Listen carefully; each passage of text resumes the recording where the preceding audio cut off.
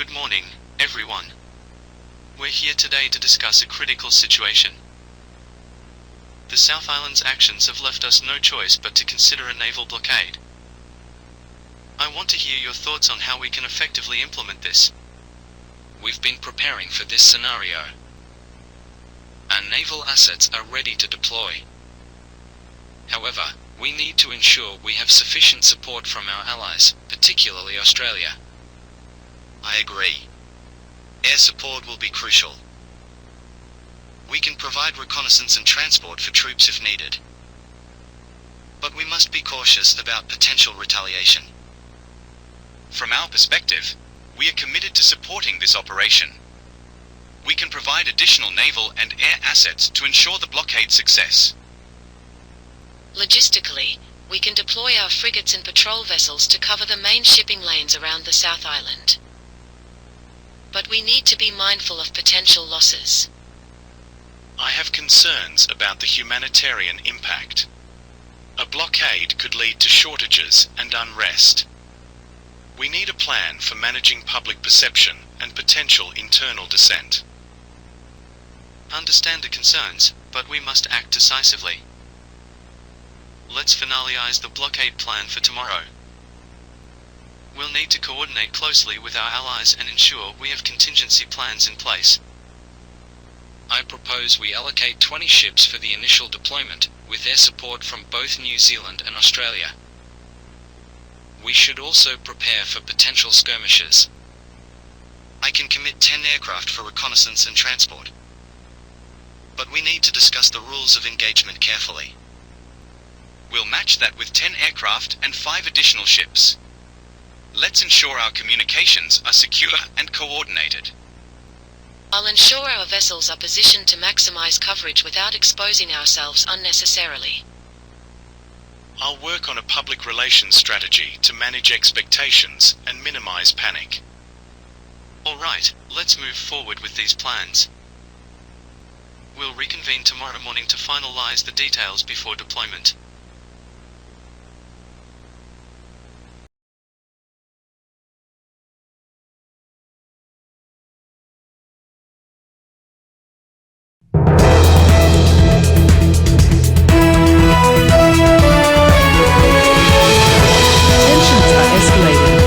Strait has been effectively closed to all traffic, following a series of naval maneuvers by New Zealand and Australian forces.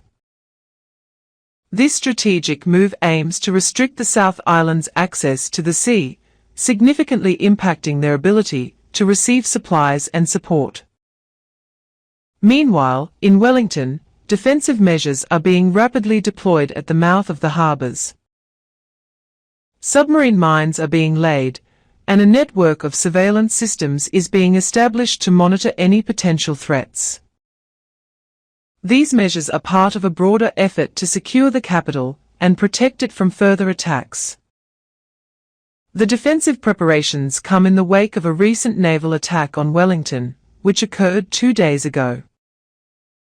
3 naval vessels from the South Island launched a surprise assault, resulting in the tragic loss of 78 lives. The city remains on high alert, with residents advised not to travel unless absolutely necessary. The closure of the Cook Strait and the establishment of these defensive measures are seen as crucial steps in safeguarding the North Island and countering the South Island's military actions. As the situation continues to unfold, the government is urging calm while emphasizing its commitment to protecting the nation's interests and ensuring public safety.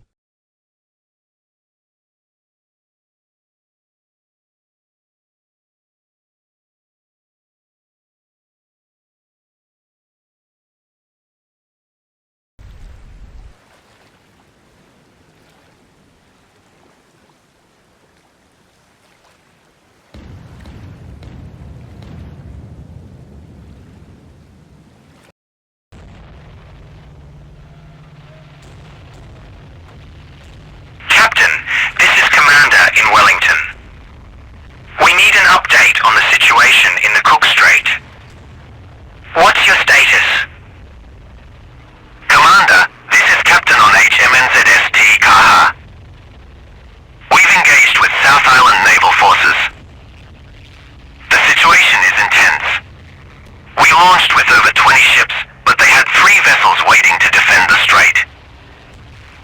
What's the outcome of the engagement? We've suffered significant losses. 2 of our frigates are down, and 1 South Island ship has been sunk. Casualties are high. We are reporting over 680 fatalities. We are retreating for now to regroup and reassess our strategy. What's the current control of the Cook Strait? The South Island still maintains control of the Strait. We need to reconsider our approach to ensure we can secure it effectively. All right, Captain. Get your crew to safety and prepare for further instructions. We'll need to coordinate with our allies to adjust our strategy. Understood, Commander. We'll regroup and await further orders.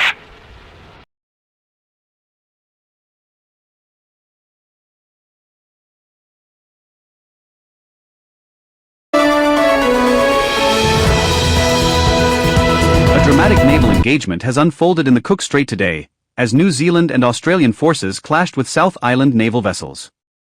The confrontation involved over 20 ships from the combined New Zealand and Australian navies, including the HMNZS Te Kaha, an Anzac-class frigate. However, 5 South Island naval ships were positioned to defend the strait, leading to a fierce skirmish. The battle resulted in the sinking of 2 New Zealand frigates and 1 South Island vessel, with a tragic loss of 680 lives. The Cook Strait, known for its treacherous waters, has now become a critical flashpoint in the escalating conflict. The New Zealand and Australian naval forces have retreated from the Cook Strait for the time being, allowing the South Island to maintain control of this strategic waterway. The Anzac-class frigates, like HMNZS Te Kaha, are equipped with advanced weaponry, including a 5-inch gun and RIM 7 Sea Sparrow missiles. But were unable to overcome the South Island's defensive position. The loss of 2 frigates is a significant blow to New Zealand's naval capabilities, and efforts are underway to reassess and regroup for future operations. As the situation continues to unfold, concerns are growing about the humanitarian impact and the potential for further escalation in the conflict.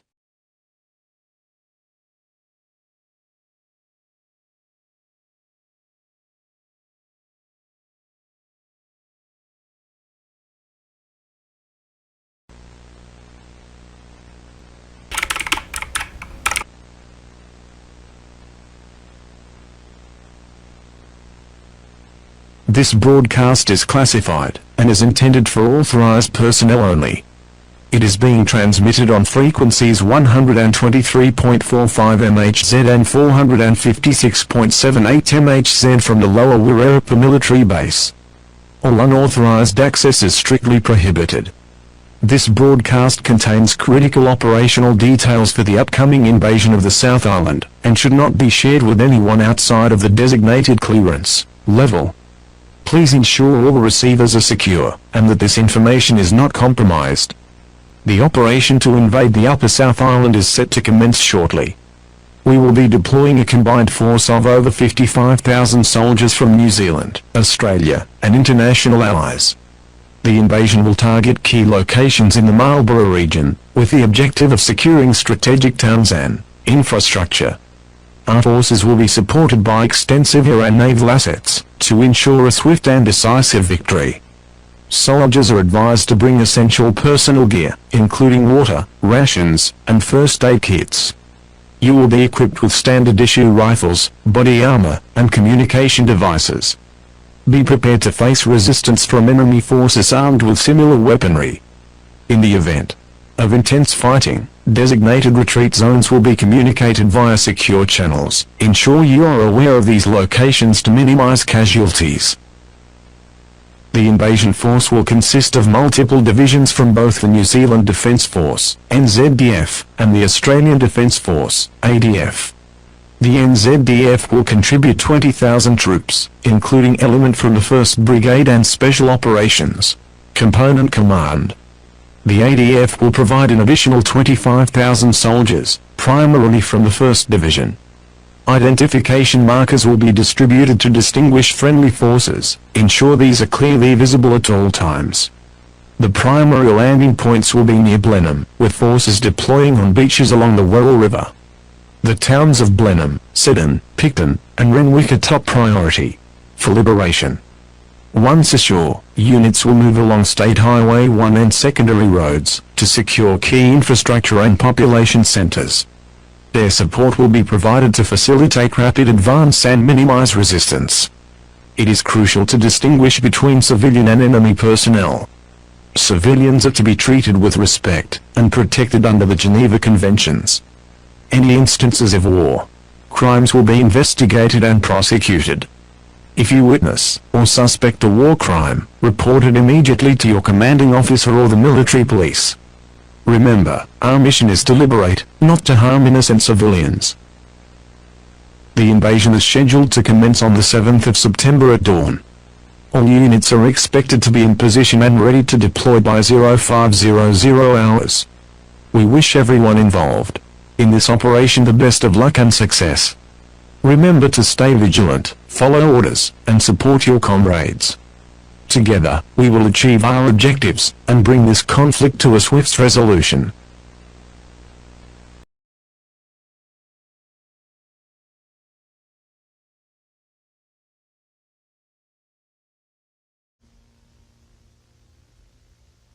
We need to discuss the defensive setup along the Upper South Island coast, particularly near Blenheim.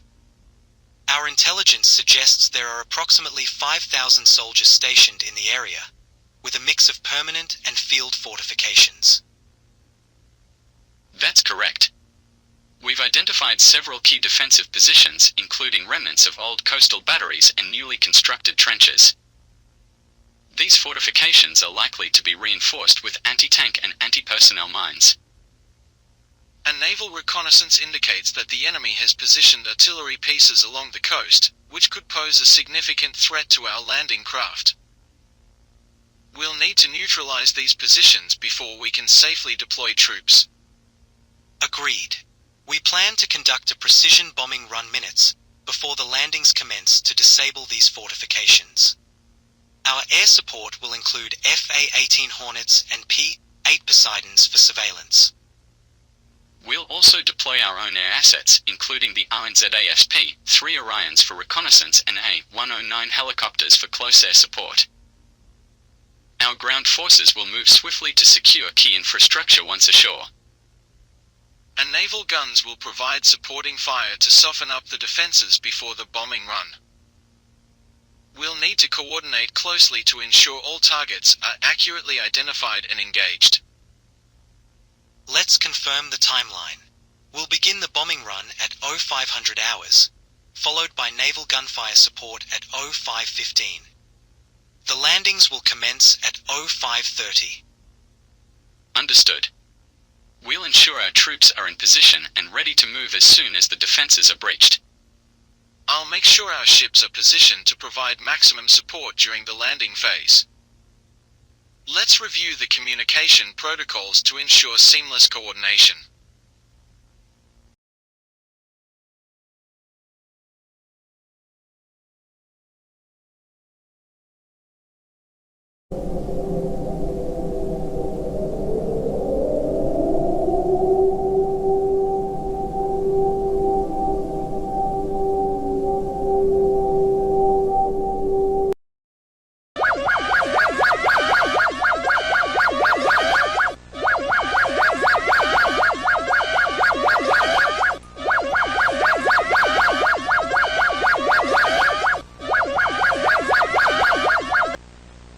Warning. This broadcast is being aired on TVNZ channels 1 and 2, and is issued by the New Zealand Government in collaboration with the Wellington Regional Council and the Lower Hutt Regional Council. It is directed to all residents of the Wellington area, including Lower Hutt. The advisory is critical, and requires immediate attention. Please ensure all family members are present to receive this information. It is at the interest of the New Zealand Defence Force and the New Zealand Government that there is reason to believe that activity from the South Island may indicate an imminent threat to the capital. There are concerns that potential landings could occur in the Wellington area, specifically along the eastern coastlines. Residents are advised to take this situation seriously and prepare accordingly. The government is taking all necessary precautions to ensure public safety. If you are evacuating, please bring essential documents such as passports, identification, and insurance papers. Use State Highway 2 when leaving the area, as it will be prioritized for evacuation traffic. Evacuation shelters will be established in the Manawatu region, and public transport systems will be available to assist with the evacuation process. Please follow all instructions from local authorities to ensure a safe and orderly evacuation. The state of evacuation will commence immediately, with priority given to areas already affected by recent events, including those impacted by the naval attack days ago. The Wellington Airport will be temporarily converted into a military airport to support evacuation efforts. Residents in high-risk zones are urged to evacuate as soon as possible. Please stay tuned for further updates on evacuation routes and timing. If you are unable to evacuate, please seek shelter in designated underground facilities or other safe locations in the lower Hutt area.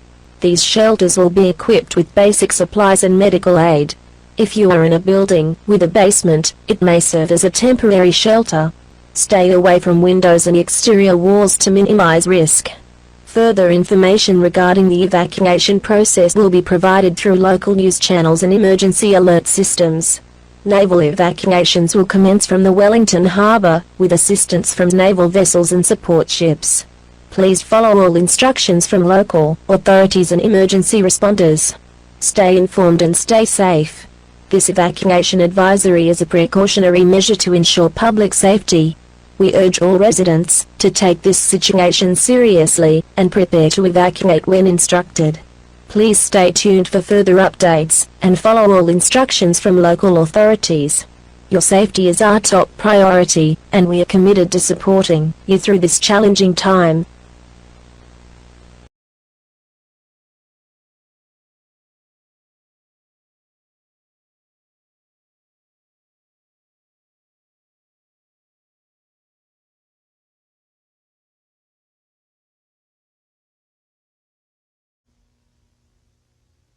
Apologies for convening this meeting on such short notice. We've been informed of a significant evacuation advisory issued by the New Zealand government for the Wellington area. This suggests that they may be anticipating a military engagement. We need to discuss the implications and potential responses. The scale of this evacuation is a high level of concern. It's likely they're preparing for a large-scale operation, possibly targeting our defenses. We should review our military readiness and ensure all units are on alert. The timing of this evacuation and recent naval activity points to a coordinated effort.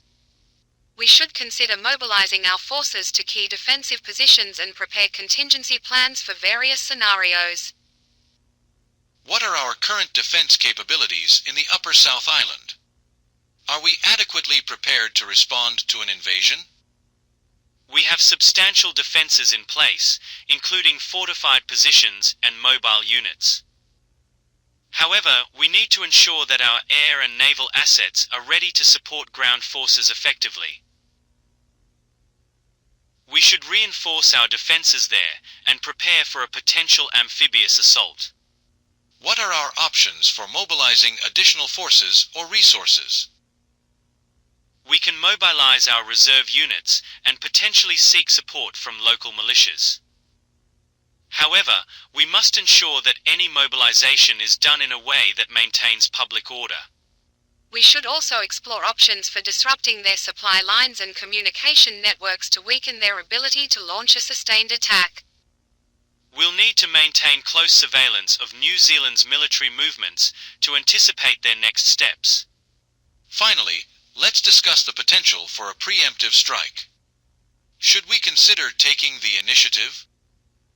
While it's an option, we must weigh the risks carefully.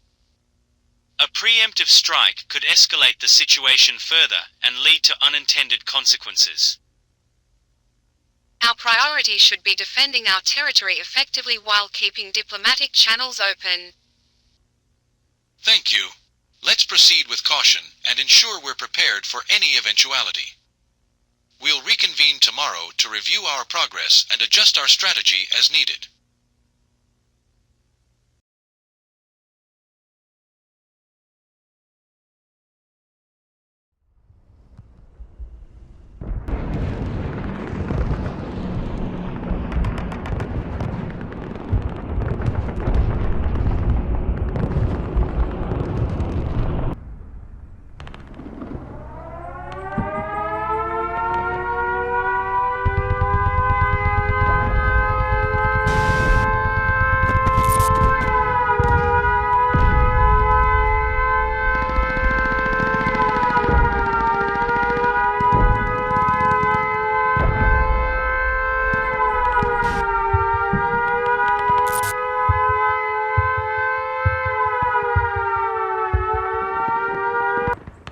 This is a critical alert from the South Island Emergency Broadcast System, authorized by the South Island Government and the South Island Armed Forces. This message is being transmitted across all television, radio, and online networks within the Marlborough, Nelson, and Tasman regions. Residents of Blenheim, Picton, Sed, Renwick, and surrounding areas must remain alert and follow all emergency directives. The New Zealand government, in coordination with foreign aggressors, has launched a full-scale military invasion of our land. At this time, over 55,000 enemy soldiers have begun landing on the shores of the Upper South Island, supported by air and naval forces from New Zealand, Australia, the United Kingdom, and the United States.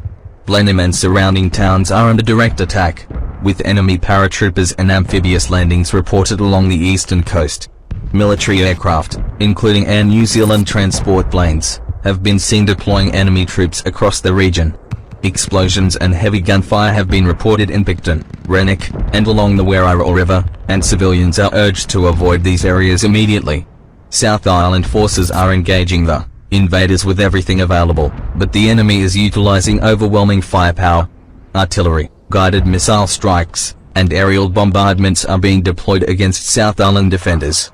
Anti-aircraft units are targeting enemy planes, but some have already made successful landings deep within Marlborough. Due to the intensity of the fighting, civilians in Blenheim, Picton, and Sed must evacuate at once or seek underground shelter. Do not attempt to cross open areas or major highways, as enemy forces may be moving through them. Citizens of the South Island, now is the time to stand and fight. If you are able, take up arms and assist our forces in repelling the invaders. Support those who are fighting by providing food, water, medical aid, and supplies.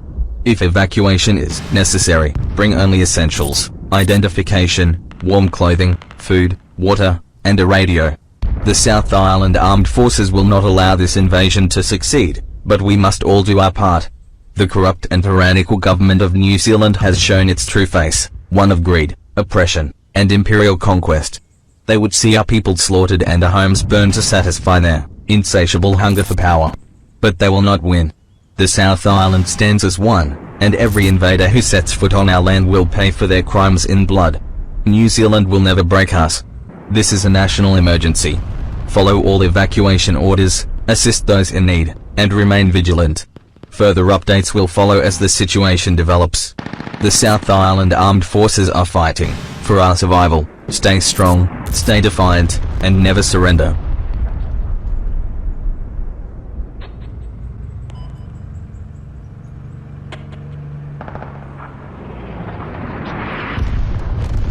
We are reporting live as we continue to monitor the unfolding invasion in the Marlborough region. In the past hour, the so-called Liberation Force of New Zealand and its foreign allies has launched a brutal assault, with enemy numbers surpassing 55,000. Blenheim, Picton, Seddon, and Renwick have seen relentless attacks, with South Island forces engaged in fierce urban combat. Casualties are mounting, with initial reports confirming over 300 South Island soldiers killed and more than 700 civilians either injured or missing due to airstrikes and shelling. Despite overwhelming numbers, our heroic defenders are inflicting devastating losses on the enemy. Enemy casualties are estimated to exceed 1,000 dead and wounded, as resistance forces ambush convoys and destroy incoming troop transports. Reports from the Wairau Valley confirm that multiple New Zealand armoured vehicles have been neutralised, and at least 2 enemy aircraft have been shot down. This fight is far from over. The South Island will not bow to these foreign invaders. Stay tuned for further updates, and remember, this is our land, and we will never surrender.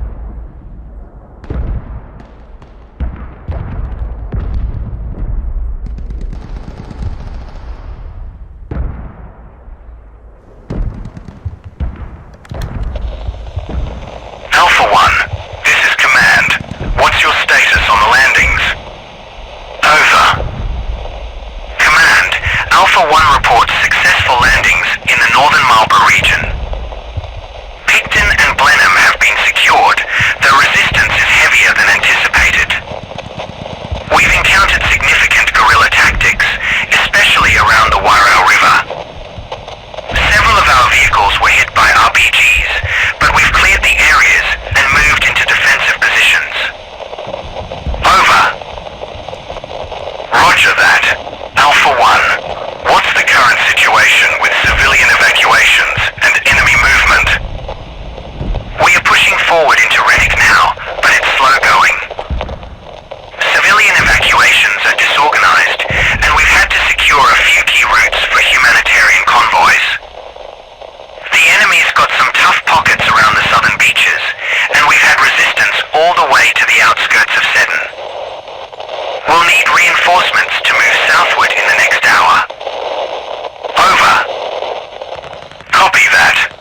Alpha 1, prepare for additional air support. You're clear to call in artillery if resistance continues to hold. We need these towns secure for the next phase of operations. Keep your head down and let us know if you need more air cover.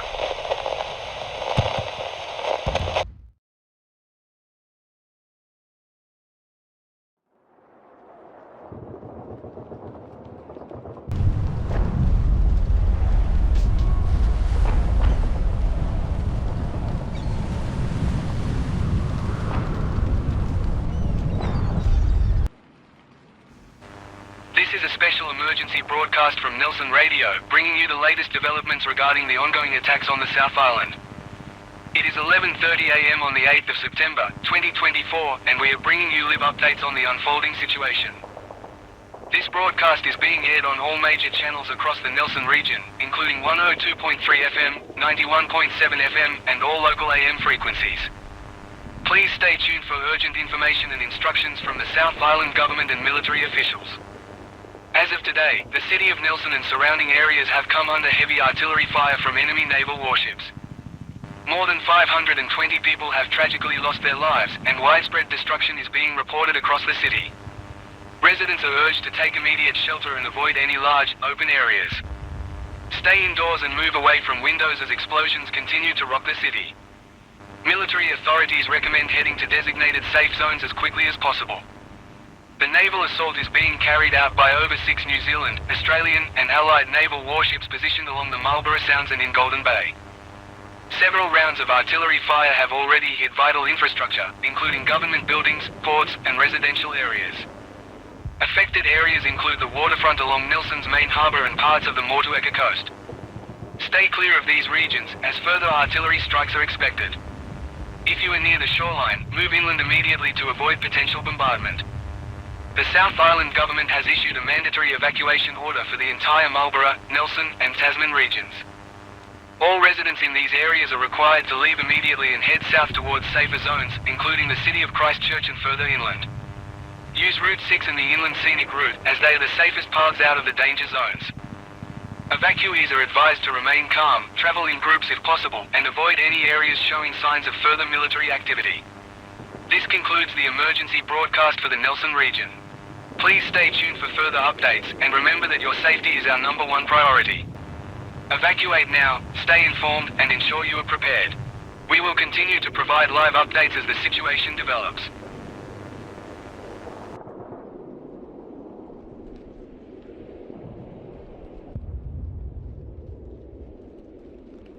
This is Southern Republic News reporting on the devastating attacks on Nelson, where the enemy naval assault has left the city in ruins.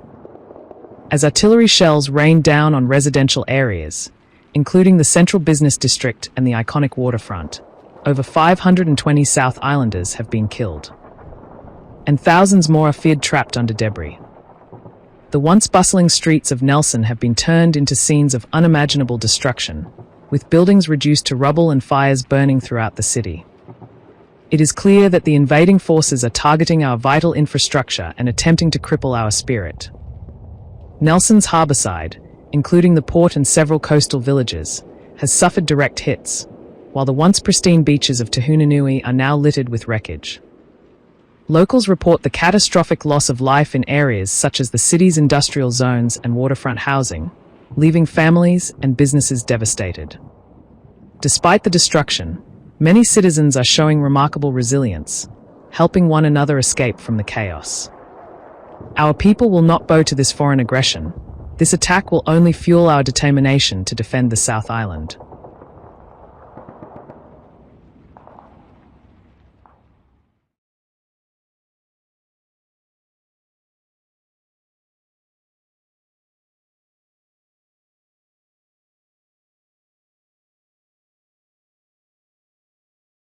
Good evening, this is Southern Republic News bringing you the latest updates on the ongoing military developments in our fight for freedom.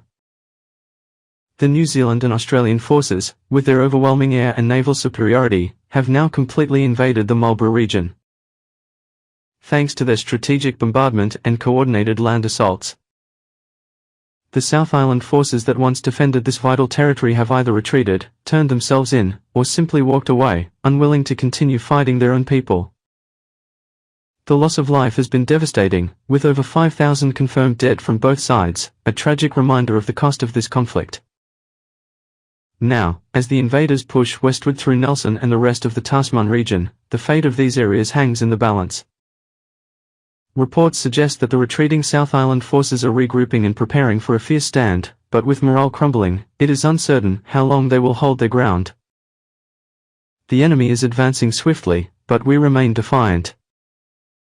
The strength of the South Island people will not be easily broken, and we will continue to resist until every inch of our land is free from foreign occupation.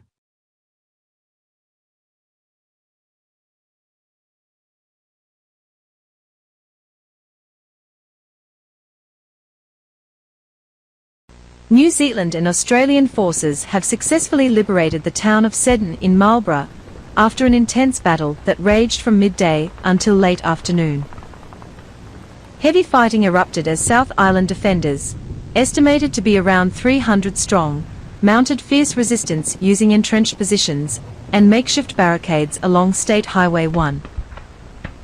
Airstrikes from ANZAF F-16s and Australian FA-18s targeted enemy strongholds, while New Zealand Army Mechanised Infantry and Australian Special Forces advanced under covering fire. By 6:30 p.m, the last South Island holdouts had surrendered or retreated south towards Ward, leaving behind a battlefield strewn with wrecked armoured vehicles and debris. Military officials have confirmed at least 170 fatalities on both sides, with dozens more wounded in the operation. As night falls,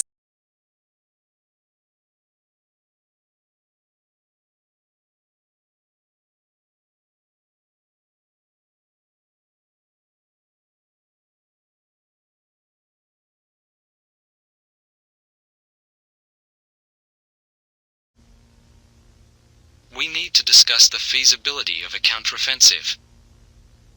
The situation in Marlborough is deteriorating, and if we remain purely defensive, we will be pushed further south. The question is not if we should strike back, but where and how. Do we have a plan in place? We've been running simulations. If we are to launch an invasion of the North Island, we need to secure a beachhead before they can retaliate with full force. There are a few key locations under consideration: Taranaki, Hawke's Bay, or even the Wellington region. Each has its advantages and risks. Wellington is the most strategic target.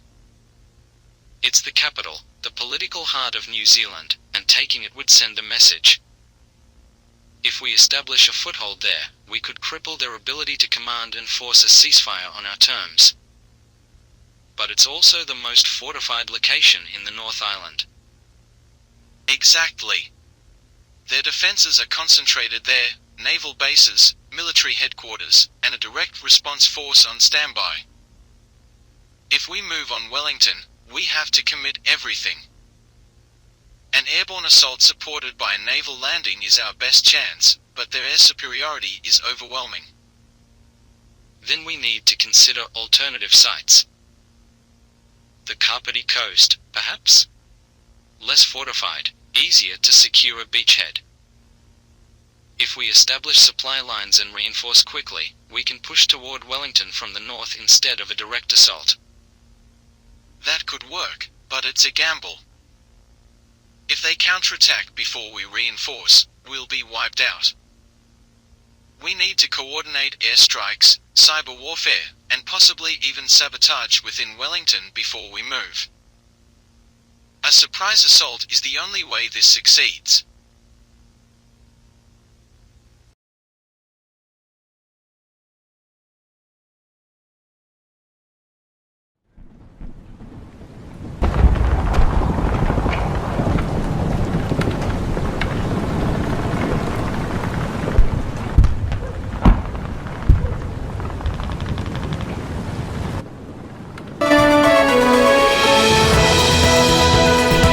We are receiving breaking news of reports that South Island forces, more than 17,000 soldiers, have launched a full-scale amphibious assault on Wellington.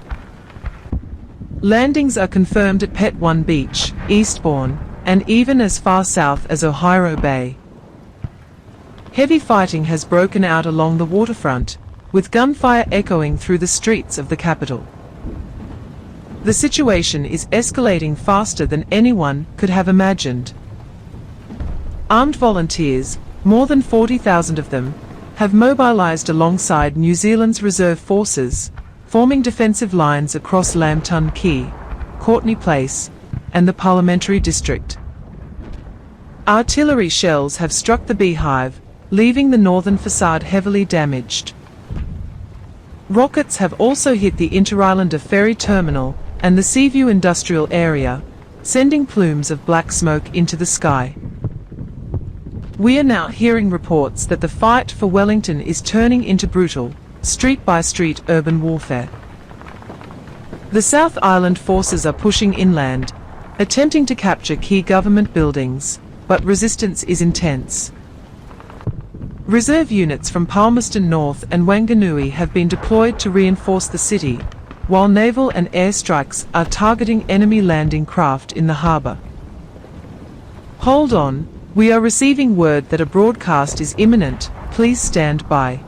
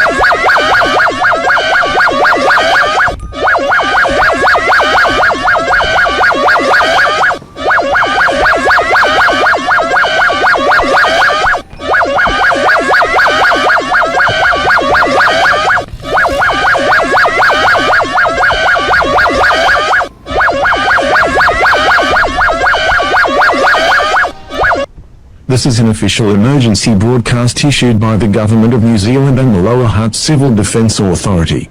As of 10:05 a.m. on September 16, 2024, hostile forces from the South Island have begun a full-scale invasion of Wellington. This message is being transmitted across all radio and television frequencies, as well as emergency mobile notifications, from the Wellington, Lower Hutt, Upper Hutt, and Parilla regions. Residents are advised to take immediate action to ensure their safety as the situation develops.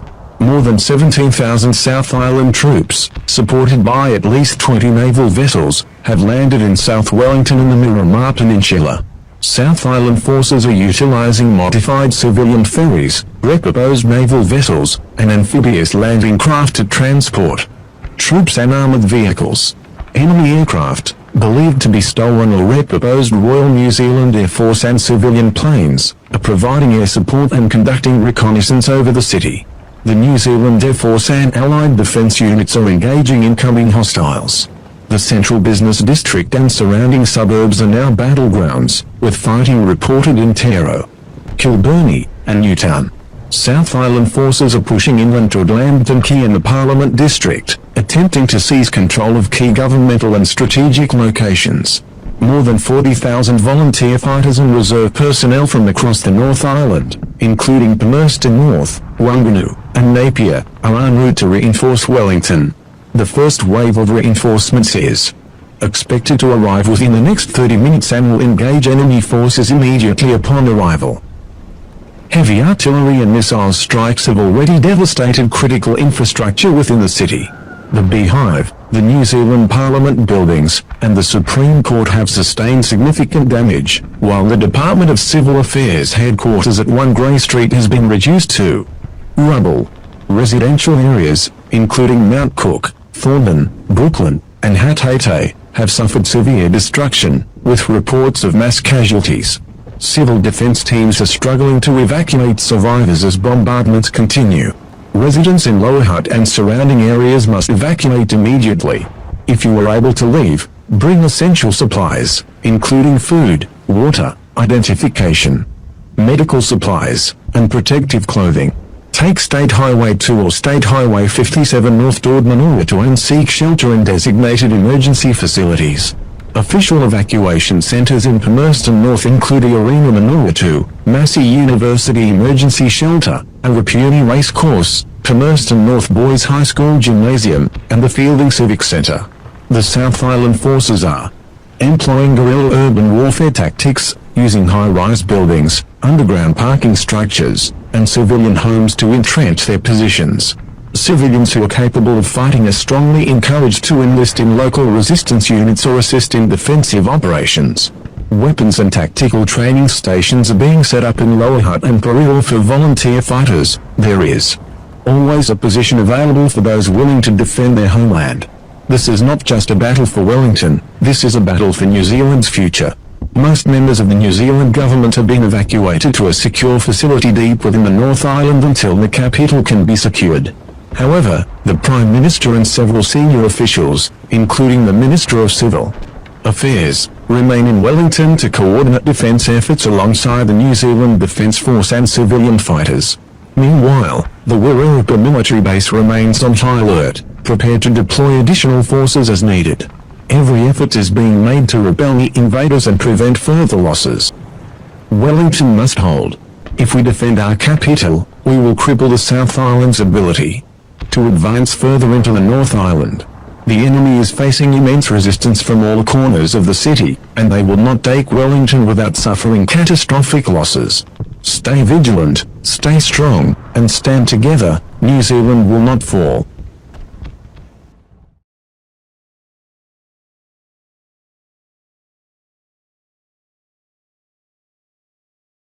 Fierce fighting continues across Wellington, as South Island forces push deeper into the city, with heavy clashes reported in the central business district near Lambton Quay, Featherston Street, and Willis Street. The Miramar Peninsula remains a battleground, with New Zealand forces holding defensive positions amid artillery strikes and street-by-street combat. While Wellington Airport has suffered extensive bombing, leaving its runways cratered and terminal buildings in ruins. Reports indicate that at least 1,200 people, including both military personnel and civilians, have been killed in the past 24 hours as South Island troops advance past Parliament grounds toward the Wellington Railway Station and Victoria University. The Beehive, already heavily damaged from previous attacks, has been further struck by missile fire.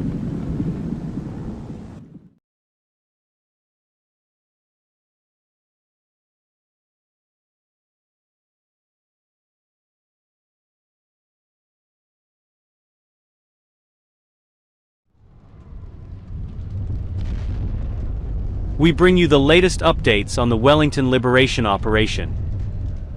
The courageous forces of the South Island have completed a strategic withdrawal from Wellington after achieving key objectives in the offensive. Over 2,400 New Zealand troops were neutralized, while South Island casualties remain limited to just over 500, thanks to the superior training and discipline of our armed forces. The brave men and women of our military secured and held the Miramar Peninsula and Wellington International Airport, dealing significant damage to New Zealand's defensive capabilities. However, due to unforeseen supply chain disruptions caused by deliberate sabotage of our naval routes, the decision was made to relocate forces to more secure positions rather than risk unnecessary losses. Despite overwhelming enemy reinforcements flooding into the city, our forces inflicted heavy damage on key infrastructure and eliminated high-ranking enemy commanders before withdrawing in an organized and disciplined manner. The Wellington International Airport remains inoperable, crippling New Zealand's ability to move troops and supplies efficiently in the region.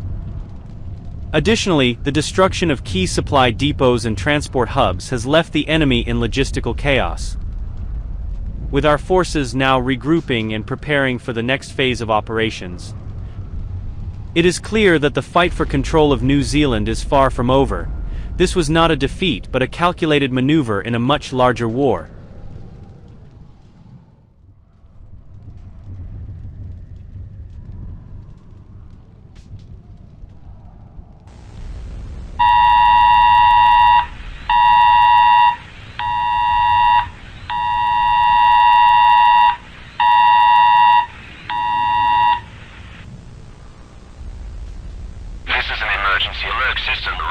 broadcast for the Wellington region, Lower Hutt, Upper Hutt, Cora, and surrounding areas.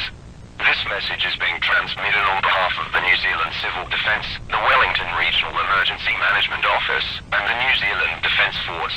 At this hour, we confirm that South Island forces have begun a full retreat from Wellington after suffering catastrophic losses. The security situation remains volatile, and all non-military personnel must continue to shelter in place or evacuate as previously instructed. As of now, confirmed casualties include over 2,400 South Island troops killed, while New Zealand losses exceed 500 personnel. In addition, at least 9 South Island landing ships and 7 aircraft have been destroyed, effectively crippling their ability to continue the offensive. The enemy advanced no further than Miramar and Wellington International Airport before being overwhelmed by defending forces. Fighting continues in isolated areas, but the primary threat has been eliminated. The hardest hit areas include Miramar, Rangipai, Kilburnie, and Strathmore Park, with extensive structural damage in Newton and Tedera. Residential districts in these locations have suffered significant destruction, and emergency response teams are working to locate survivors.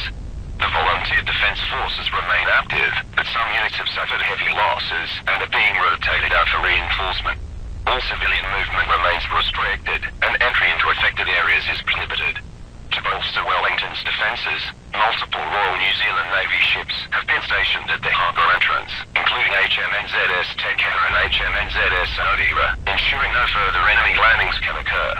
Advanced naval radar and anti-aircraft systems are now operational to detect and neutralise incoming threats before they reach the capital. Additionally, long-range artillery positions have been reinforced along Wellington's southern coast. Parliament remains standing, but has sustained damage from artillery fire, and emergency repairs are underway. At this time, Wellington will not reopen to the public until further notice, likely not until the conclusion of this war. Damage assessments indicate significant destruction across critical infrastructure, with severe disruptions to transport, power, and emergency services. The Battle of Wellington has resulted in an estimated 3,000 combined casualties, marking it as one of the deadliest battles in New Zealand history. Civilians must remain patient as authorities work tirelessly to restore order and rebuild. This concludes this emergency alert system broadcast. Further updates will be provided as more information becomes available. All residents must remain alert and follow emergency directives. The defence of Wellington has succeeded, but this war is far from over. Stay strong, stay safe, and stand with New Zealand.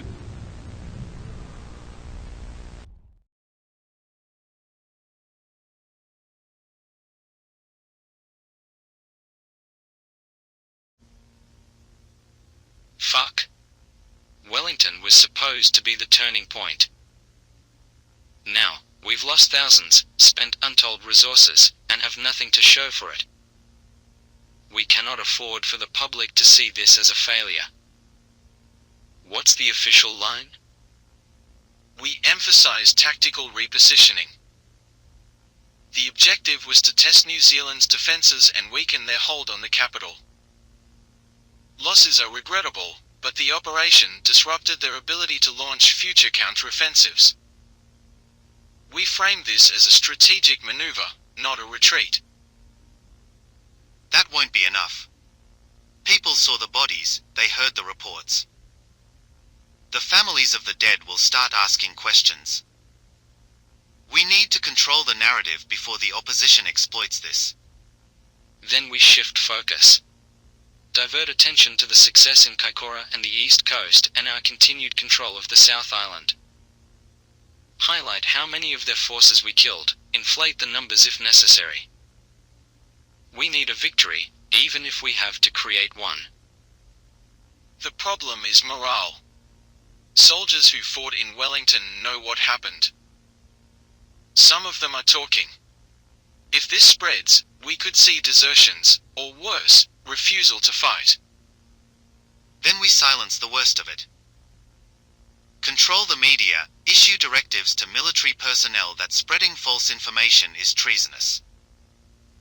If necessary, make an example of a few.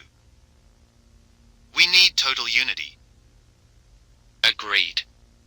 We cannot let this shake the foundation of our cause.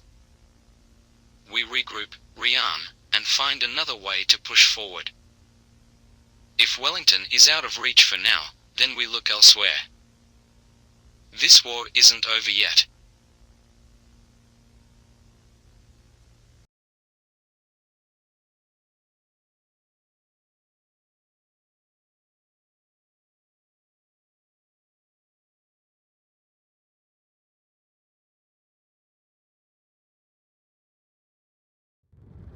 Military officials confirmed that Takaka has sustained heavy damage in the fighting, with much of the town left in ruins following intense artillery shelling.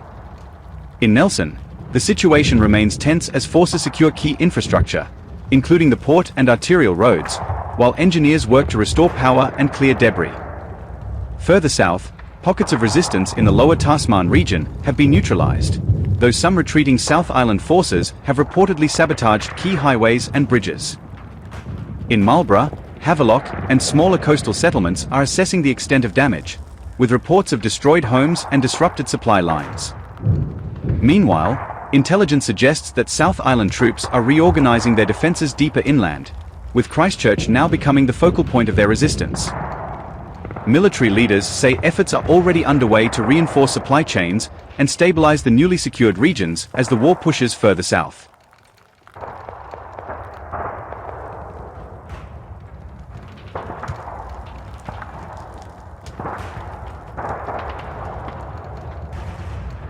Good afternoon, this is One News bringing you the latest updates on the ongoing conflict. In a decisive victory for New Zealand and Australian forces, the entire Tasman, Nelson and Marlborough regions have been fully liberated. After weeks of intense fighting, South Island forces have been pushed back, abandoning key strategic positions as they retreat deeper into the South Island. The battle has come at a heavy cost, with the total death toll now reaching 13,000 on both sides. As New Zealand forces secure the reclaimed regions, attention is now turning southward, where South Island forces are regrouping for what could be the most intense battle yet. Many of the retreating troops have been seen reinforcing Christchurch, which is expected to be the stronghold of the South Island's resistance. Intelligence reports indicate large-scale fortifications being constructed in and around the city, with defensive lines forming along the Canterbury plains. Despite their losses, South Island leadership has vowed to fight fiercely for Christchurch, calling it the last bastion of their cause. With Tasman, Nelson and Marlborough now secured, New Zealand forces are shifting their focus towards stabilizing the reclaimed areas and preparing for the next phase of the campaign. Military analysts suggest that Christchurch could become the site of prolonged urban warfare, as South Island forces appear determined to make a final stand. Meanwhile, humanitarian efforts are underway to assist civilians caught in the crossfire, with evacuation corridors being established for those still trapped in contested zones. The road ahead remains uncertain, but for now, New Zealand forces and our allies have taken a significant step toward reclaiming the South Island.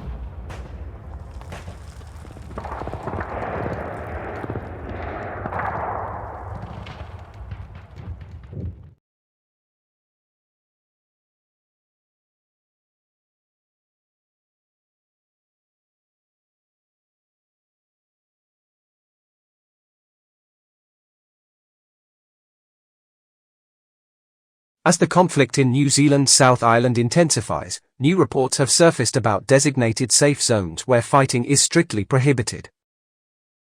These areas, including Hanmer Springs, Waiau, Oxford, Ashburton, Greymouth, and Cromwell, have remained politically neutral, offering refuge for civilians displaced by the war. Sources indicate that these towns have become hubs for humanitarian aid, with medical facilities, food distribution centers, and temporary shelters established to support those fleeing the violence. Despite the ongoing war, both sides have largely respected these zones, allowing for a fragile but crucial reprieve in the conflict. Intelligence leaks and investigative reports suggest that these safe areas have also become gathering points for political dissidents and those advocating for a non-military resolution to the war. Some claim these towns are fostering dialogue between civilians on both sides, with whispers of a potential peace initiative being discussed in secret. While the South Island government has publicly denied any political activity in these regions, there are growing concerns among its leadership that these neutral zones could undermine their war efforts. Meanwhile, international organizations are closely monitoring these towns, ensuring that humanitarian efforts continue without interference. For those seeking refuge, the safe towns remain one of the few options left, though their status remains uncertain as the war drags on. Aid groups, including the Red Cross and regional charities, working to expand their operations, though supply chains remain strained due to the ongoing conflict. Reports suggest that many residents in these areas fear retaliation for their neutrality, with increasing pressure from both military factions to take a side. As the situation evolves, these towns stand as rare symbols of hope, but their future remains precarious amid a war that shows no signs of ending soon.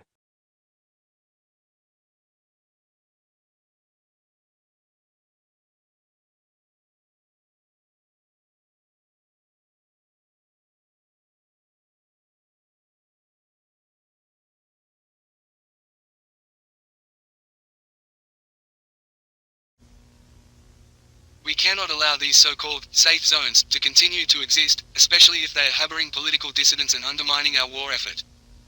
Hanmer Springs, Waiau, Oxford, Ashburton, Greymouth, and Cromwell, they've become breeding grounds for treason. The neutrality they claim to uphold is nothing more than a cover for traitors. We need to send a clear message and raise these towns to the ground, destroy everything they stand for. I understand your concerns, Premier. These areas have indeed become hotbeds of defiance, but raising entire towns, entire communities, might have more consequences than you think. While it may be effective in eliminating resistance, we could risk losing support from the civilians who remain loyal, even in these so-called neutral areas. The repercussions could be catastrophic for morale across the South Island. That's a risk we have to take. These towns are too dangerous to leave unchecked.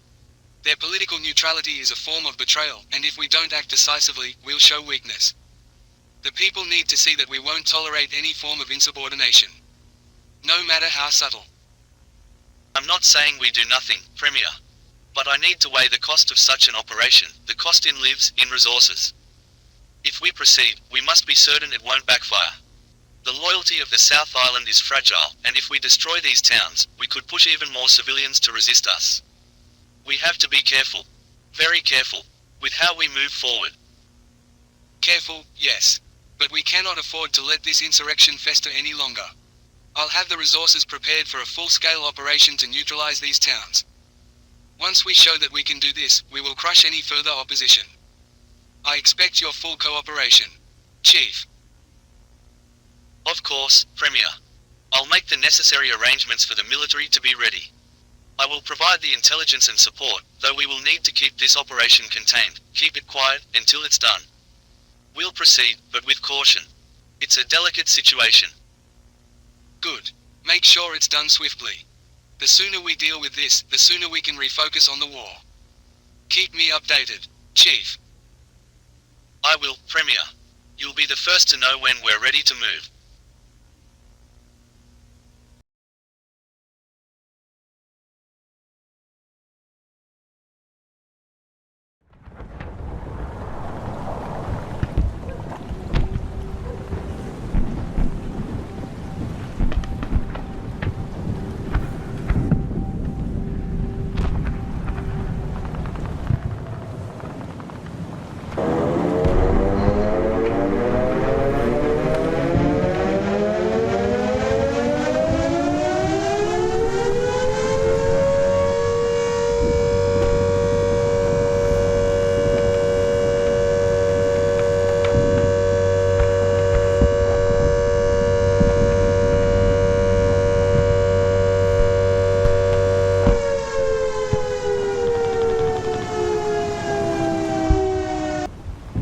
This is a South Island Government emergency broadcast issued on all South Island channels and frequencies. The time is now 11 AM, 10th October 2024. This message is being transmitted to all radio stations and television channels across the South Island, including West Coast News Channel 7 and the South Island Emergency Network, with frequencies at 101.9 FM and 94.3 AM. The South Island Government, in collaboration with the Department of Defense, is issuing this important announcement in response to recent enemy movements and developments on the West Coast. Australia and British forces, due to New Zealand's position within the Commonwealth, have made landings along the west coast near Hokitika and Okarito. Over 32,000 enemy soldiers are involved in this operation, with minimal resistance encountered in the first 24 hours. These foreign forces, with their combined naval and air support, have swiftly liberated key areas in this region. We ask all South Island citizens to remain vigilant and prepare for further military action. Enemy forces have focused their landings on key areas along the west coast, including Hokitika, Greymouth, and the surrounding towns. A total of 32,000 troops have landed across various sectors, with British and Australian naval ships providing heavy artillery bombardments from offshore. The invaders are also using aircraft for air superiority, with bombers and helicopters targeting strategic infrastructure. Despite the rapid advancement of enemy forces, the South Island remains resilient, and we continue to hold key positions across the region. Artillery strikes have already targeted several critical areas, including Hokitika, Greymouth, and the surrounding infrastructure. The impact has been devastating, and numerous roads are now inaccessible due to heavy shelling and debris. Authorities are advising all citizens to avoid the following routes: State Highway 6 near Hokitika, the coastal route between Greymouth and Westport, and Route 73 leading to the interior. Stay alert for further updates, as enemy forces continue their offensive. The South Island government has issued evacuation orders for all civilians in the immediate danger zone. If you live in or near Hokitika, Greymouth, or the coastal areas, evacuate immediately to designated safe zones in the east and further inland.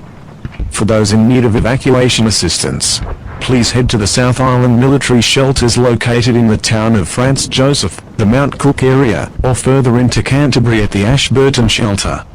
Follow the designated evacuation routes, and take only essential supplies. We urge all able-bodied South Island residents to consider joining the defense efforts against these invaders. Your country needs you now more than ever. If you are physically capable and trained, volunteer to fight alongside our forces in protecting our homeland. The South Island stands united, and we will not allow foreign powers to take our land without a fight. As we face this grave situation, we remind every South Island citizen that our strength lies in our unity. We have always been a fierce and proud people, and we will defend our homes and families to the last. While the enemy may land on our shores, they will never take what is ours. Stay strong, stay prepared, and stay true to the South Island's legacy of resistance. This message will repeat on all frequencies.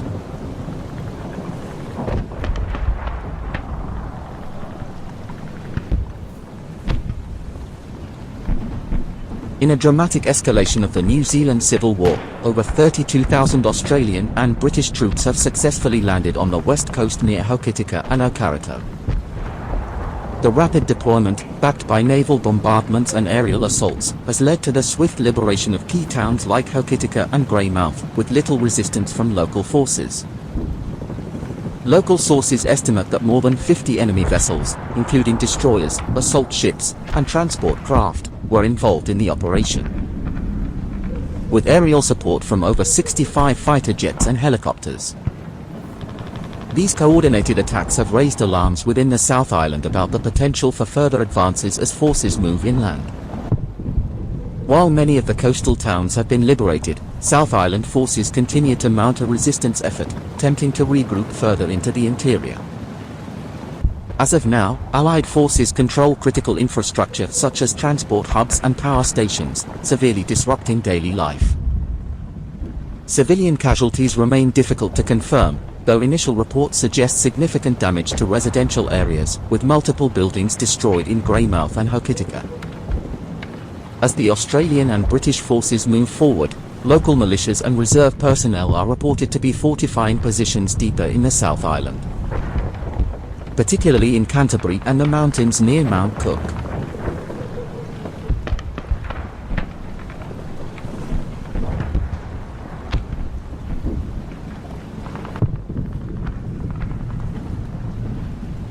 With Reefton and Moana now under Allied control, forces are pushing further inland, securing strategic highways and choking off South Island supply routes. State Highway 7 is seeing heavy military traffic as convoys of Australian and British troops move eastward toward Lewis Pass. While additional forces advance south along State Highway 73 toward Arthur's Pass, air support has remained consistent throughout the afternoon. With helicopters and fighter jets maintaining air superiority and providing cover for ground troops, South Island defenders have been reported in scattered groups along the highway routes. But their numbers are limited, and many have been forced to retreat further into the interior. Civilians in liberated areas are being evacuated or instructed to remain in place as securing operations continue.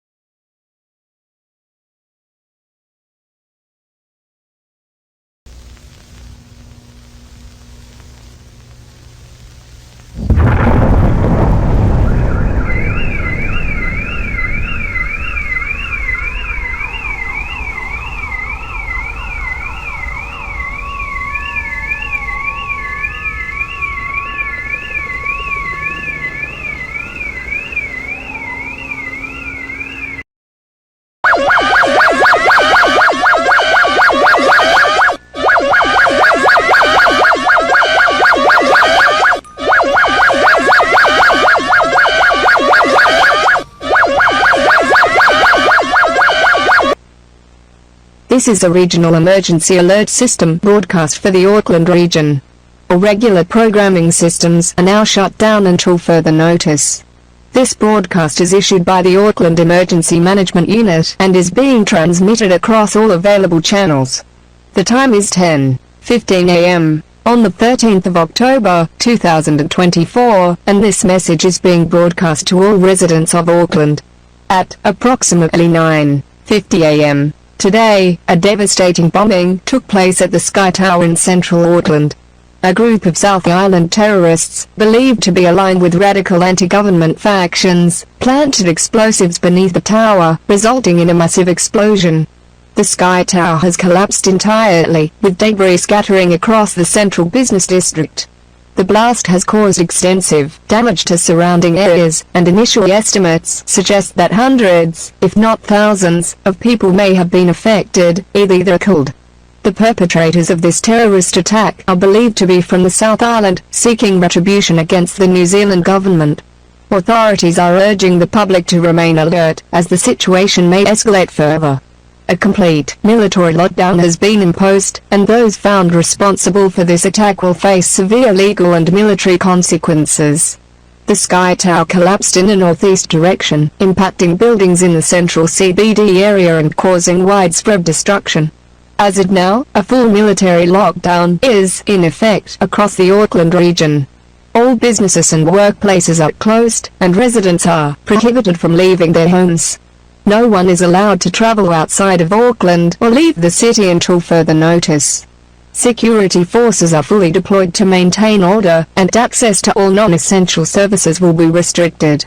All flights which have left Auckland within the past hour have been ordered to return back to Auckland along with all vehicles and ships in order to track down and eliminate the perpetrators.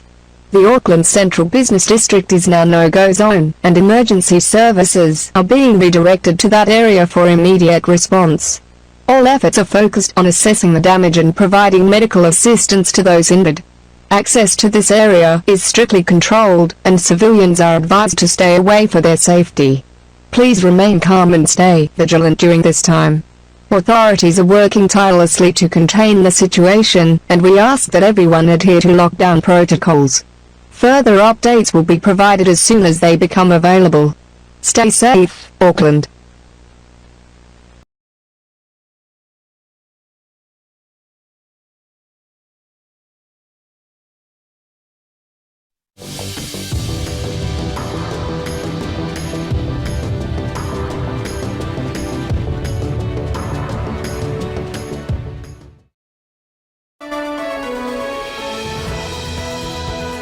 We interrupt normal broadcasting services to bring you some breaking news.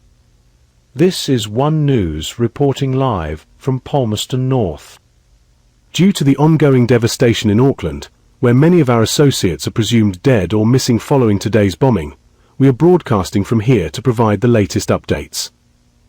We are still gathering information, but the scale of today's attack on Auckland is unimaginable. This broadcast is part of an emergency response to ensure that the public is informed, though it's difficult to fully comprehend the magnitude of this tragedy. At 9:50 a.m. today, an explosion occurred at the base of the Sky Tower in Auckland, resulting in the complete collapse of the iconic structure and severe damage to surrounding areas. The explosion released an immense amount of energy. People of Auckland, you have only yourselves to blame. For too long, you have stood by in silence as your so-called leaders unleashed a campaign of destruction upon our lands, our homes, and our families, from the bloodshed of the White Cattle to the imperialist invasion of Northland, and now the relentless war against the free people of South Island. Today, your government tastes the very medicine it has forced down our throats a lesson paid in steel and fire, a reminder that the South Island will not mean to invaders and oppressors. New Zealand's leaders, those parasites in Wellington, have painted themselves as saviours while massacring civilians, burning towns, and butchering those who dare resist their imperial rule. You cheered as our cities were bombed, as our people were driven from their homes, and as our voices were silenced beneath the bricks of your so-called liberators. And yet, you were surprised when retribution comes to your doorstep. This is only the beginning. Your monuments will crumble just as ours have, and your people will know the suffering we have endured. Your government calls us terrorists, but who were the first invaders? Who sent soldiers to slaughter our brothers in Nelson, to stun our families with blockades, and to rain fire upon our streets? This nation was built on blood, from the subjugation of those who dared to resist, and now history repeats itself. But history has also taught us that those who fight for their homeland will never surrender, no matter the cost. You cannot hide from the truth. Your leaders have waged war, and war has come home to you. Today it is the Sky Tower, tomorrow it can be worse. If your government refuses to end its bloodshed, then the fires of war will consume all of New Zealand, and it will be you who are left to suffer for their arrogance. You still have a choice. Demand that your leaders end this invasion, withdraw their armies, and abandon their conquest before it is too late. If not, then Auckland and every city that follows will burn as our homeland is burned. The South Island will never bow.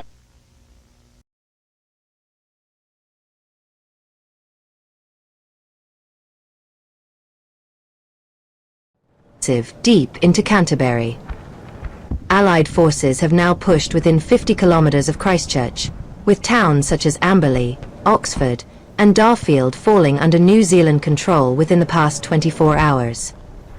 Resistance from South Island forces has been fierce, particularly along key roads leading south. But their defensive lines continue to weaken under the sustained pressure of air and artillery strikes. Reports indicate that heavy fighting is ongoing near Rangiora, where South Island troops are making a last-ditch effort to hold ground before Christchurch itself becomes the final battleground. Hold on, we are receiving word now. This is just coming in. A military aircraft has crashed near Culverden. Early reports suggest it was a C-17 Globemaster, and sources indicate it may have been brought down by South Island anti-aircraft fire. More details are expected soon as emergency teams move to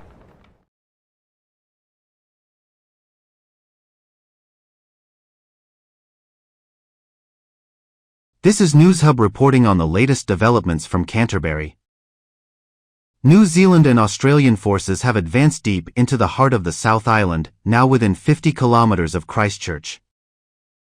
The forces have been encountering sporadic resistance, but they are making significant progress as they move closer to the city. However, earlier today, a C-17 Globemaster was shot down near Culverden by anti-aircraft artillery, marking a major setback for the Allied forces in their push towards Christchurch. In other news, the perpetrators of the Sky Tower bombing, believed to be a group of South Island terrorists, have been apprehended after a swift operation by New Zealand and Australian intelligence services. These individuals, responsible for the tragic bombing and hundreds of deaths, are currently in custody and are facing charges of terrorism and mass murder. The South Island government has issued a public statement condemning the attack, while local military leaders have vowed severe retaliation against the South Island for this act of terrorism. The consequences for the attackers are expected to be grave, as the full weight of the law will be brought down upon them in the coming days.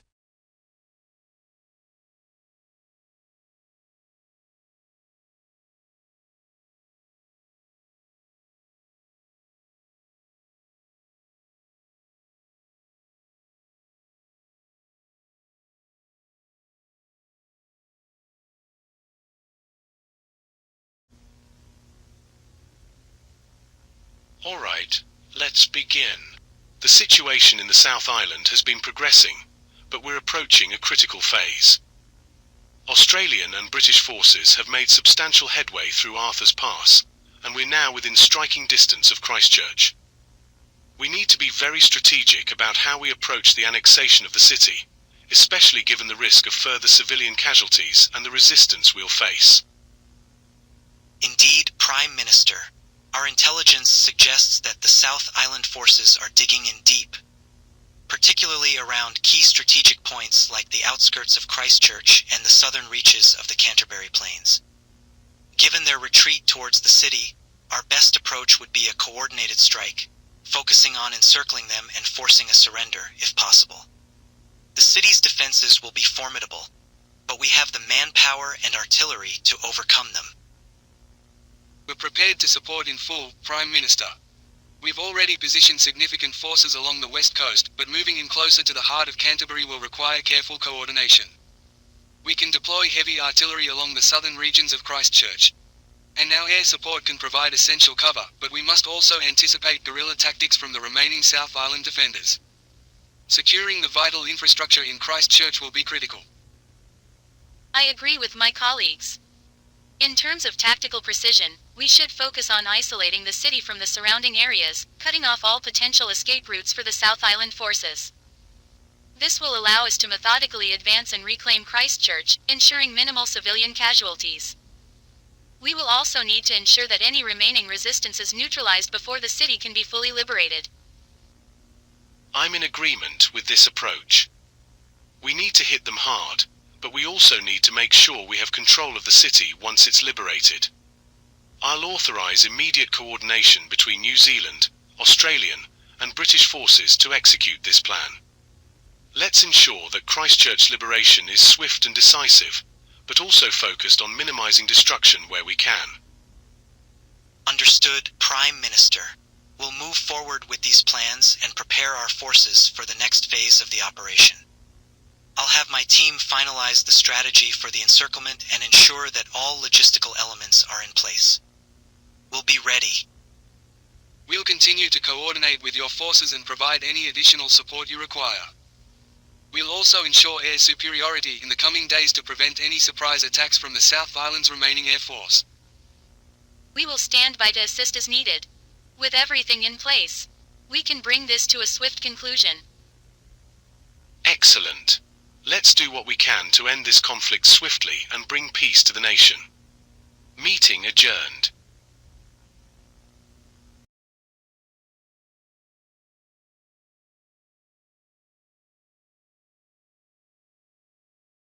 As our brave forces continue their resolute fight, the New Zealand and Australian invaders advance with relentless precision, pushing deeper into Canterbury. In a desperate attempt to secure Christchurch, more than 12,000 of their volunteer forces have been deployed along the east coast near Ashburton, with urban warfare now erupting across the city. Their relentless assault near Christchurch has led to tragic consequences, with casualties now exceeding 32,000 across all forces. The resilience of our South Island defenders remains unwavering, as they fiercely engage in ground-to-ground combat to protect their homes and families. The invaders have made some ground with the enemy forces from the north invading Waipara and pushing south along State Highway 1. Meanwhile, British and Australian forces from the west have taken Oxford, further tightening the noose around Christchurch. Despite this, South Island defenders remain in direct combat with the invaders at every turn. These barbaric attacks from New Zealand and their foreign allies are a testament to their desperation, but we will not allow them to claim victory on our soil.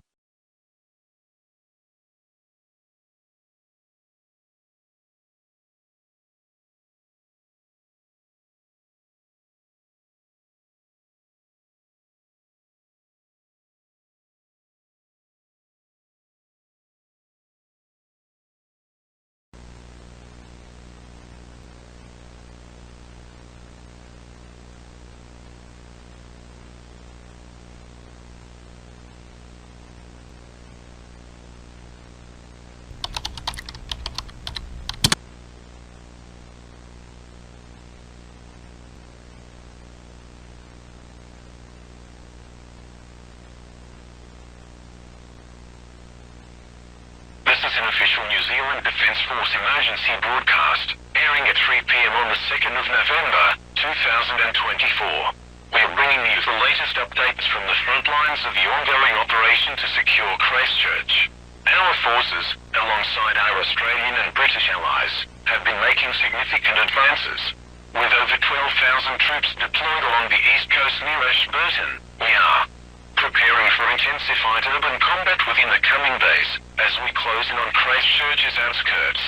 This operation is set to culminate in the liberation of the city, and we will provide full details on the next phase of the offensive.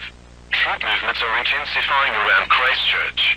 More than 12,000 New Zealand and Australian volunteers are currently positioned along the east coast, near Ashburton, where they will stage operations to surround the city. The strategy involves advancing from the north, with forces from Waipara pushing down along State Highway 1, while forces from the west move from Oxford. Over the next few days, ground-to-ground combat will escalate as our forces prepare to breach the city's urban centres, with urban warfare set to become the primary focus. In addition to the ground forces, our air superiority is critical to the operation's success.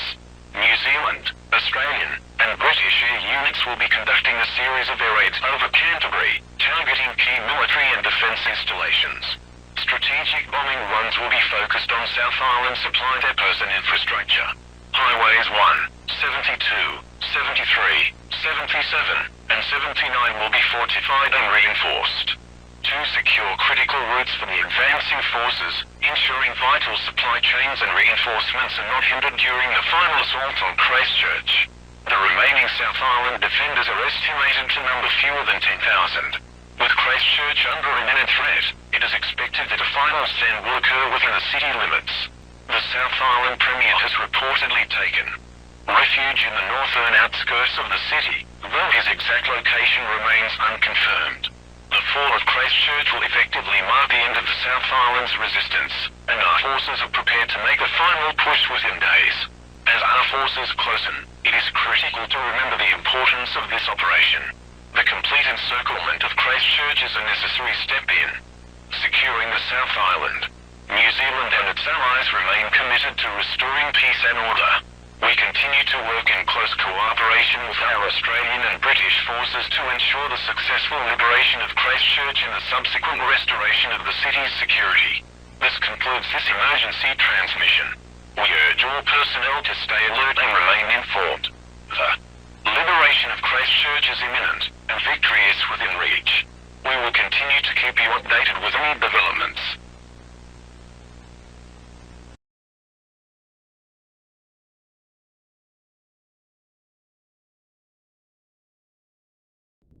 Despite the overwhelming numbers of enemy forces surrounding our beloved Christchurch, our troops stand firm, resolute in our defence.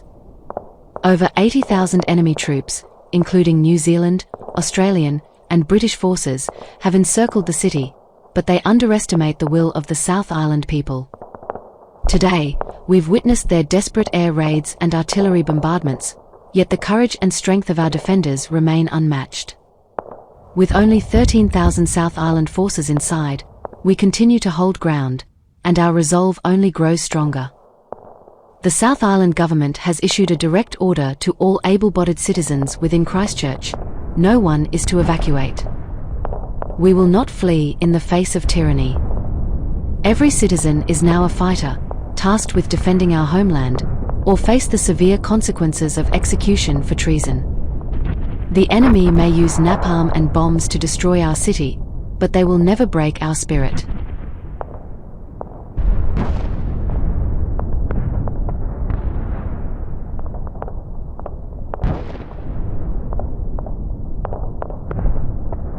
Meanwhile, in developing news near Christchurch, the situation has reached a critical point as all sides converge on the city, with over 80,000 New Zealand, Australian, and British forces now encircling the area. The city is enduring relentless bombings, with napalm strikes and artillery attacks hitting key districts. Areas such as the central business district and the suburbs of Redcarton and Sydenham have been heavily affected, with reports of widespread destruction and fires throughout the day. Despite the overwhelming numbers, South Island forces continue to defend the city, with approximately 13,000 troops still entrenched within Christchurch. Fortifications along the eastern and southern perimeters are holding, though Allied and local forces are slowly advancing through the western and northern sectors. The South Island Premier remains in the capital, vowing to protect the city at all costs.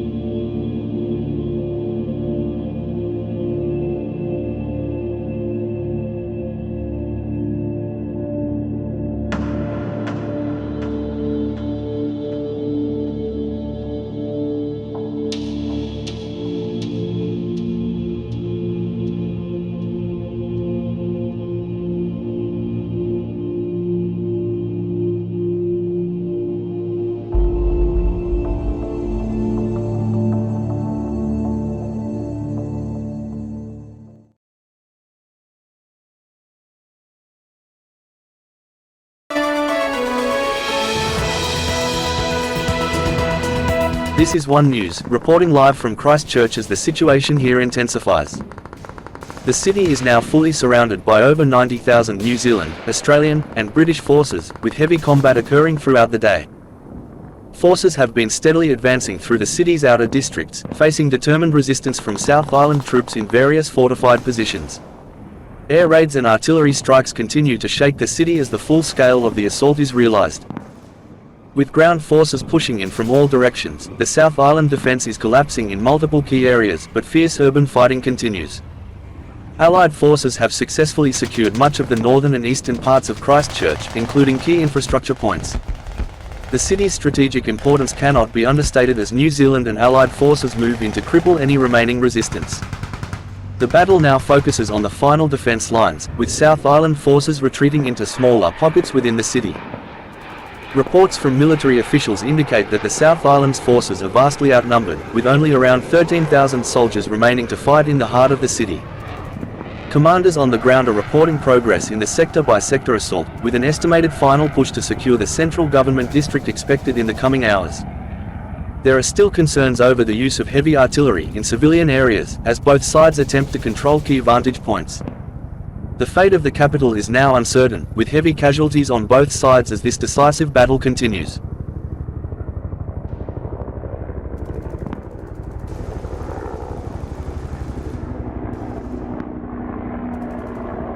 Thick smoke rising over the Christchurch skyline, as gunfire and explosions echo through the streets. New Zealand, Australian, and British forces are now locked in intense urban combat within the central business district, pushing closer to the Christchurch City Hall, the last stronghold of the South Island government. Reports indicate that South Island forces are rapidly losing ground, with key defensive positions overrun and casualties mounting on both sides. Entire city blocks have been reduced to rubble, with fires raging across the downtown area as airstrikes and artillery strikes clear the way for advancing ground troops. An estimated 75,000 Allied soldiers are now inside Christchurch, tightening their grip on the city and forcing South Island leadership into a desperate final stand.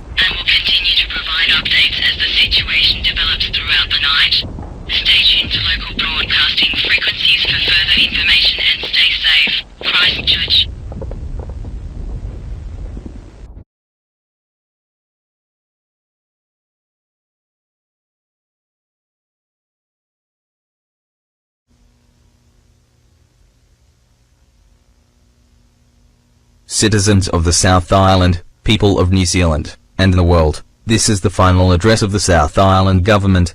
With heavy hearts and the deepest remorse, we acknowledge our unconditional surrender to the New Zealand government.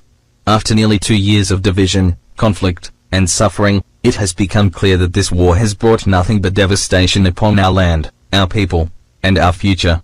In the face of overwhelming force and the undeniable truth of our mistakes, we lay down our arms and submit to the authority of New Zealand. We offer our sincerest apologies for the horrific acts of terrorism that were carried out under our command, most notably the bombing of the Sky Tower in Auckland in October and the naval assault on Wellington this past September. These attacks were acts of desperation, misguided attempts to break New Zealand's will, and instead, they brought immeasurable pain and suffering to innocent civilians.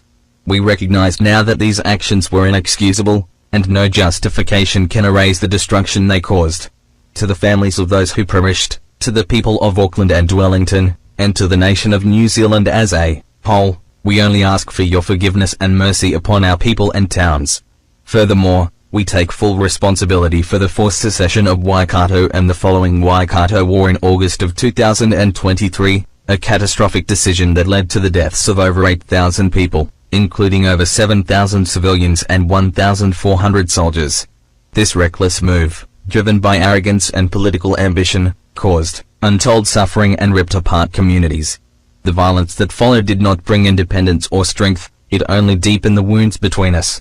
For those who lost their loved ones, their homes, and their futures in this war, we can only offer our deepest regret and solemn commitment to ensuring that such a tragedy never happens again. We also extend our remorse to the people of Northland, who were dragged into this war following their forced secession in April of this year. The Northland War that followed claimed more than 20,000 lives, tearing apart families and leaving an entire region scarred. Our government's reckless pursuit of expansion, fueled by hubris and ideological blindness, brought nothing but pain to those we claimed to protect. We fully acknowledge that this war should never have happened, and we now stand accountable for every life lost. In full transparency, we must also confess that plans were in motion to militarily seize both Auckland and the Bay of Plenty in an effort to consolidate our control over the North Island. These plans were ultimately postponed indefinitely after the disastrous Northland War, yet the mere fact that they were considered at all is an unforgivable stain upon our history. Had these operations been carried out, the war would have escalated even further, and the suffering would have been unimaginable. We admit this now, not to justify our actions, but to lay bare the full extent of our failures. The reconstruction and reintegration of the South Island into New Zealand will take time, patience, and unity. Our cities are in ruins, our people displaced, and our economy in shambles. We plead for humanitarian aid and assistance in rebuilding what has been lost. The wounds of this war will not heal overnight, but with cooperation and reconciliation, we hope to mend what we have broken. Social integration will be a slow and painful process, but it is necessary. The generations that grew up under the South Island Republic have been raised to view New Zealand as the enemy, and undoing that damage will take years, if not decades. We call upon New Zealand to show compassion in this process and to recognize that many of our citizens were victims of propaganda and manipulation. We urge patience and understanding as we work to re-establish trust between our people. In truth, the South Island Republic was never truly independent, nor was it born out of genuine sovereignty. The founders and ruling members of our government were former political figures from a New Zealand party that lost power in the 2020 elections. These individuals exploited the secessionist movement for their own gain, twisting a fractured political climate into a full-scale rebellion. The war we waged was not for the people, it was for the ambitions of a select few, and for that, we apologize. Now, at the end of our existence, we reflect on what could have been.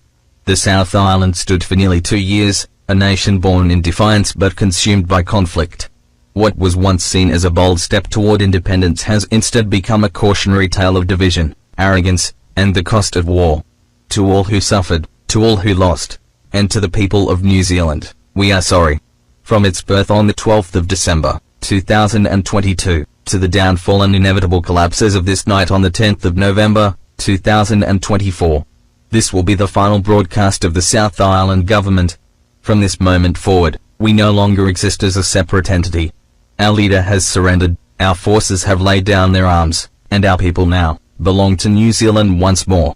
May history remember the South Island not as a success, but as a lesson in unity, in peace, and in the price of war. God bless our land and may we prosper in peace for centuries beyond. Kia kaha.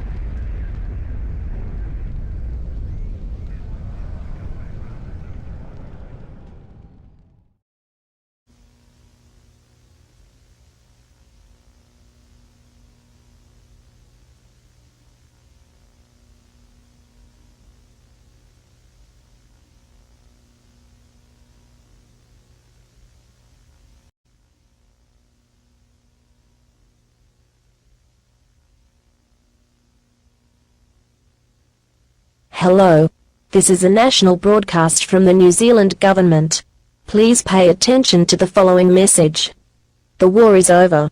The South Island government has formally surrendered to New Zealand authorities, bringing an end to the bloodiest conflict in our nation's history. In the early hours of last night, the South Island's leader signed the terms of surrender under armed guard, marking the dissolution of the South Island Republic and the full reintegration of its territory into New Zealand. Effective immediately, all remaining South Island military personnel have been ordered to stand down, and control of the region has been transferred to New Zealand Defence Forces. Despite the cessation of hostilities, security remains a top priority in the South Island. A strict no-fly zone will remain in place over the South Island for at least the next month, to prevent any unauthorized movement or potential threats. Additionally, for the safety of all citizens, no New Zealanders will be permitted to visit the South Island until at least January 2025, when conditions and civil stability have improved.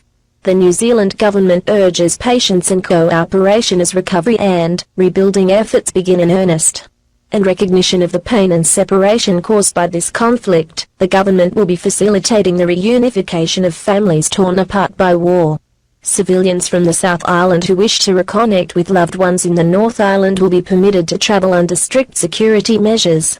Special transit corridors will be established to allow safe passage, with priority given to those who have been displaced, injured, or separated from their immediate families. This is a time for healing, and we will do everything in our power to reunite those who have suffered the most.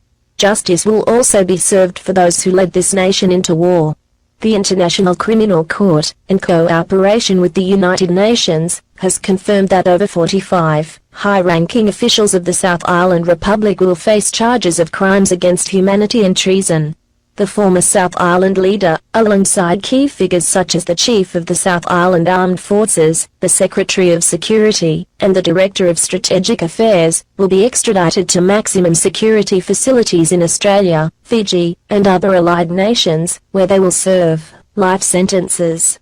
This marks a definitive end to their reign of terror. In addition, the leaders of the formerly seceded so-called republics of Waikato and Northland, whose actions fueled further division and bloodshed, will also face justice.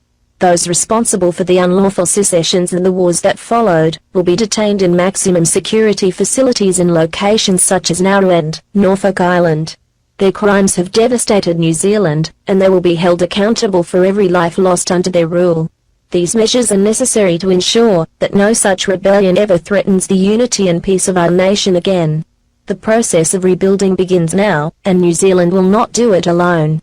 International organizations, including the United Nations, the Red Cross, and various humanitarian and reconstruction agencies, have pledged support for the recovery of the South Island, as well as heavily damaged regions such as Auckland, Wellington, Northland, and Waikato. Over the next 2 years, a coordinated effort will be undertaken to restore infrastructure, provide aid to displaced citizens, and reintegrate the South Island into the broader economy. This will be one of the largest rebuilding efforts in modern history. The full scale of the war's devastation is now becoming clear. More than 50,000 lives have been lost on all sides, and the economic damage is projected to be in the hundreds of billions, possibly even reaching the trillions. This figure exceeds the entirety of New Zealand's GDP, marking a level of destruction unparalleled in our nation's history. The scars of this war will last for generations, and it is our responsibility to ensure that such a tragedy never occurs again. As stability returns, wartime measures will gradually be lifted, with all remaining restrictions expected to end by January 2025. In remembrance of the lives lost and the lessons learned, the government has declared that a national month of memorial will be dedicated and observed annually to honour those who perished in the New Zealand wars. This will be a time to reflect, to grieve, and to recommit ourselves to peace. No war should ever be forgotten, and the sacrifices made will forever be etched into the history of our nation. To the people of the South Island, the fighting is over. The fear, the suffering, and the division have come to an end. You are not alone. You are part of New Zealand. You always have, and we will stand together in the days ahead. Peace has returned, and with it, the promise of a new beginning.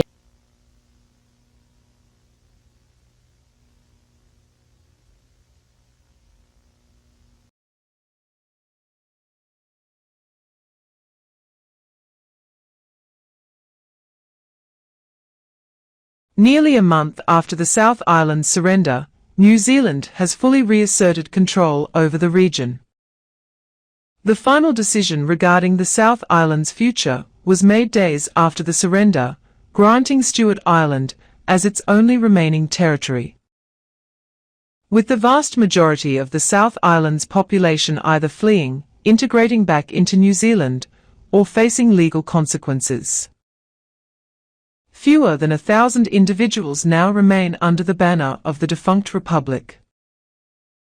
Reconstruction efforts across Christchurch, Nelson and other war-torn areas are well underway, with international support playing a key role in the region's recovery.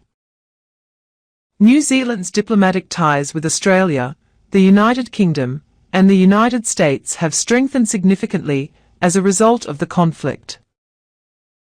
Australia's heavy involvement in military operations and humanitarian aid has reinforced its strategic partnership with New Zealand, marking a new era of cooperation between the two nations.